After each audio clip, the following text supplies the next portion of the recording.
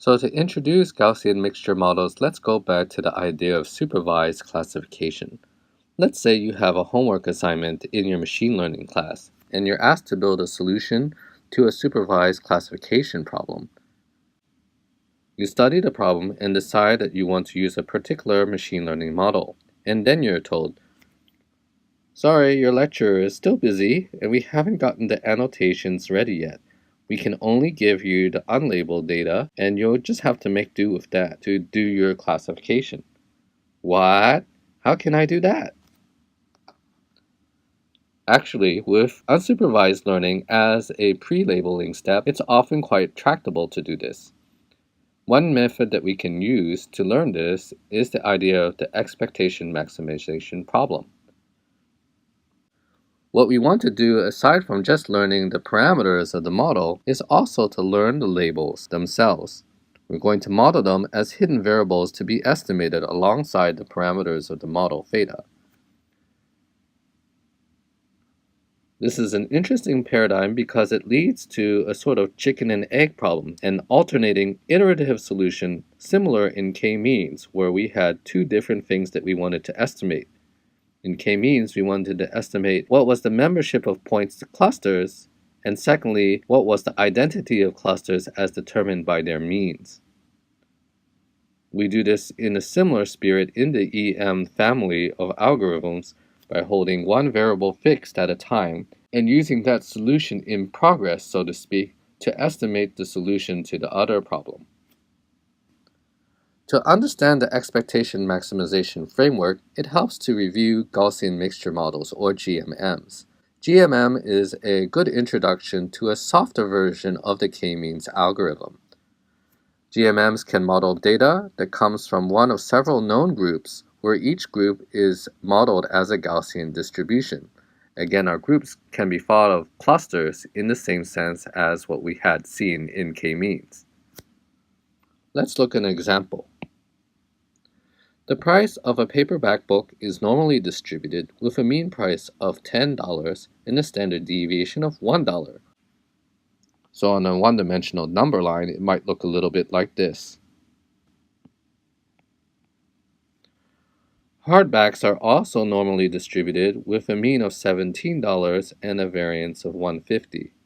That might look a little bit like this. Quick question then. Is the price of a randomly chosen book also normally distributed? What do you think? Well, as you can see here, it's not. It's definitely bimodal as we sketched out on the last page, because the distribution follows this wavy bimodal line. There's a trough in the middle between 13 and 14 where it doesn't look like a normal distribution. Let's take a look at another example. Say men's heights are normally distributed as 177 cm and women's heights are also normally distributed at 64 cm. Both have standard deviations of about 6 cm, so it's clear that these 2 points overlap each other with the standard deviations. Is the height of a random person normally distributed? What do you think? If we plot out these two normal distributions, women in blue and men in red here, we can see that the overall distribution is not normal, although the distribution is highest in the center where the two distributions overlap. Both examples are models that are mixtures of Gaussian distributions. What we want to know is whether, in a Gaussian mixture model, we can recover the component Gaussians based on the final distributions. That is, we observe data points that are from different heights, and we'd like to know what the components are, even though we don't know the gender of the person or what type of book it is, a hardback or a paperback. And that's exactly what the expectation maximization framework does. So with a single Gaussian distribution, it's very easy to do maximum likelihood estimation. But the problem here is with a mixture distribution, we have the presence of a sum between two or more different distributions, and that prevents a neat factorization using the log function. So we need a different method to estimate the parameters. In fact, just like the k-means algorithm, we can think of the problem as a missing data problem. We could actually use maximum likelihood estimation to solve this problem if we actually knew the cluster labels. That would be very easy. I could calculate the mean and the standard deviations given the labels and then recover exactly the Gaussian distributions to make up both the male and female components or the paperback and hardback distributions. The problem is we don't actually have this data because it's not been provided to us. It's unsupervised learning, remember? There are other types of missing data problems that we have in machine learning and data science, and clustering is just one instance of this. So how do we solve this problem? Well, it helps to think what would we do actually if we had the labels for the classes.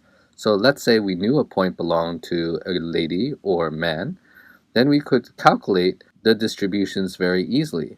For each of the examples 1 through m, I would find its label based on a prior probability of the different classes. For example, how common it is to expect a paperback versus a hardback book, or what percentage of the population are men or women.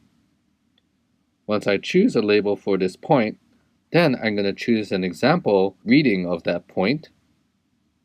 For example, the height or the cost based on a normal distribution of the mean and standard deviation for that particular label. With this information, we can translate it into a likelihood very easily. First, we have the multinomial distribution that says, given the prior probability of the different classes, how likely is this particular class that I've assigned to this JF point? And secondly, how likely is the actual measurement of this point given what I know about the distribution of this point in terms of its mean and its standard deviation? I do this for all m points in my data set, and then I have a probability of seeing this particular data set. With the probability of the dataset calculated, I can now obtain closed-form solutions for the maximum likelihood estimates for the parameters of the model by taking the log of the likelihood and then taking the gradients of them.